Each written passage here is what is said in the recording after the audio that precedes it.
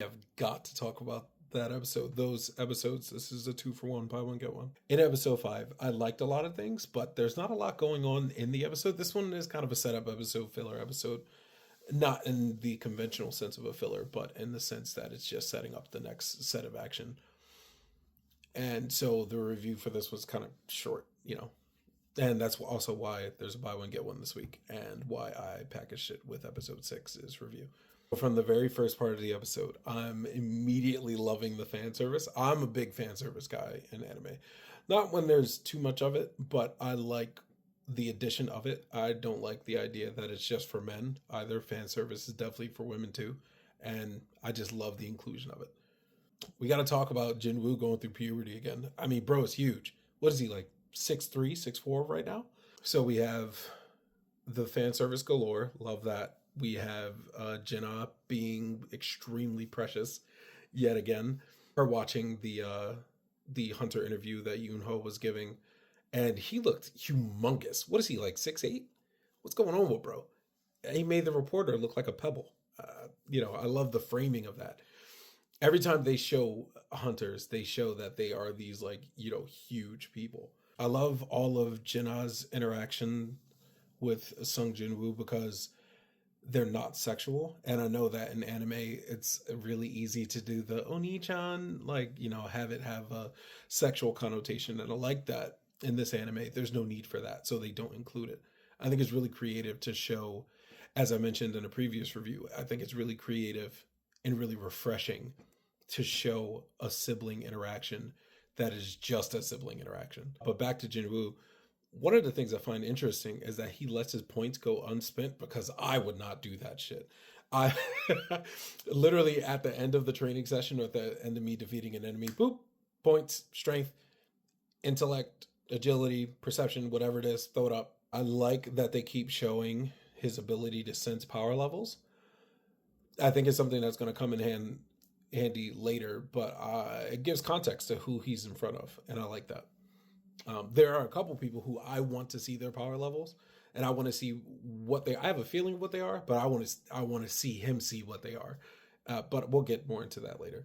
Jinho, bro, best friend, besto friendo. I'm calling it now.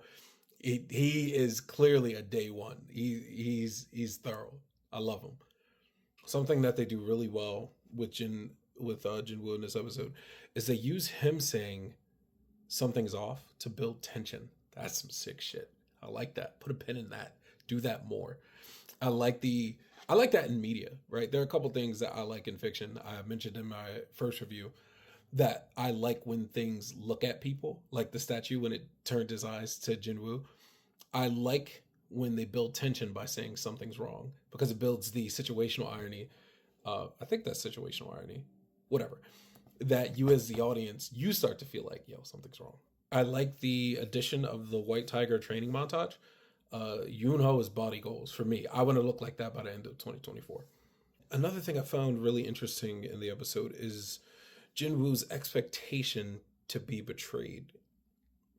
He, whenever he interacts with anyone, it seems like he has been at the bottom for so long that he's developed a sort of mistrust with other hunters because the hunter world doesn't seem like a necessarily kind one. And I like that we find out ultimately that it's not. It's just not a kind one. But it also shows that Jinwoo understands the world that he's in. I think there are two ways to make a main character really, really interesting in terms of a journey perspective. It's one, to have them already understand the world that they're in, and two, to have them learn the world that they're in. Now, we get in isekais, there's a lot of learning the world that you're in, and so you feel like you're going on a journey with the main character. But there's also something to be said for worlds in which the character understands the world that they're in, and we are learning it through them.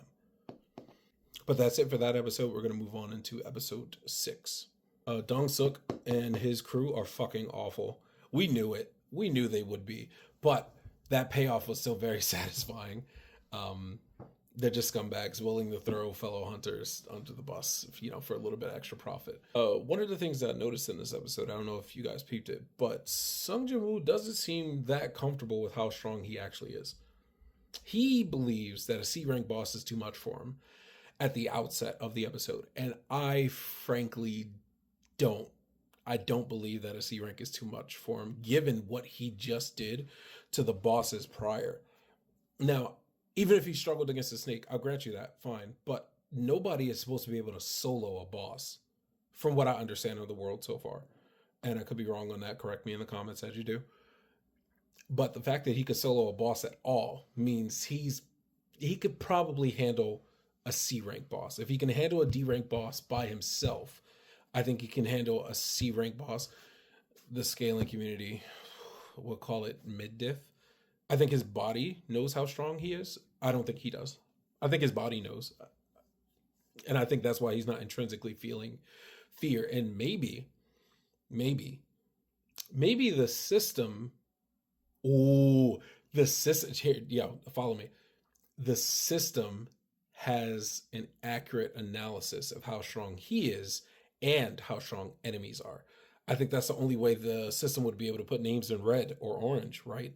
Is if it had an idea of how strong he is. I'm too good.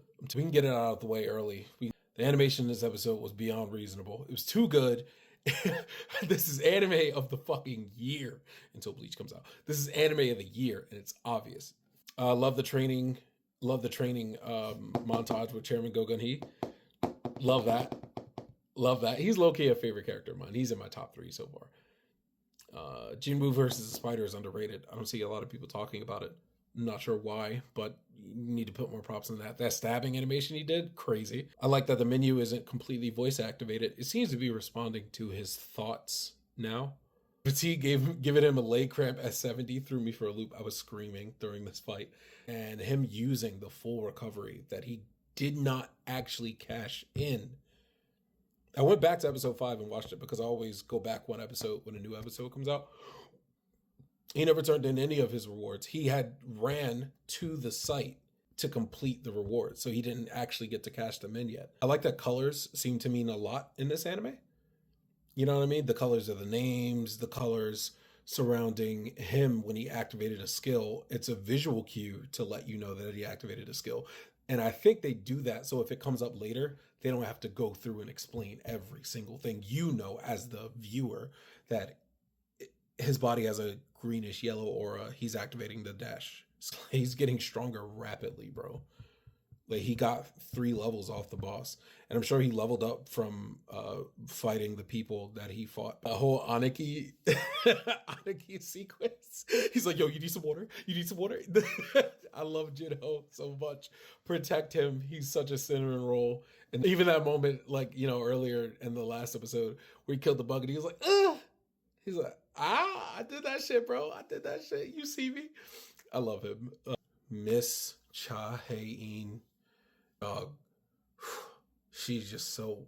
Anyway, she's just so tall. So, the boot, she's just so... I'm going to say. She's a great character. Her fodderizing an A-rank beast like that. Okay, clearly she is. The anime direction is triple S tier when... getting back to Jinwoo when he was accepting the emergency quest and carrying out the emergency quest.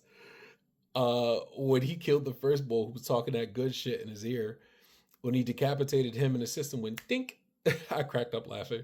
I love that moment. Speaking of the emergency quest, I like the sequence of him snapping, of him like coming to, coming to terms with the idea that, like, in this fucked up world, I gotta do what I gotta do. And the system is going to make me stronger and it's going to keep me alive. So, like, I gotta hold up my end of the bargain. Mindless murder mayhem, you gotta be ready to be hunted. All of it is just so good. I wasn't prepared for him to decimate that squad like that. Dongseok's little brother is someone important. Maybe he's an S rank, seeing the way, like, it's like, hey, do you know what my little brother is? Like, all right, he's probably someone important, blah, blah, blah, set up a future conflict. Him giving Sung Jin-woo giving Dongseok the Aizen treatment. Nasty. Great episode so far. Anime of the year. Fuck the season. Season's done. It's already anime of the season.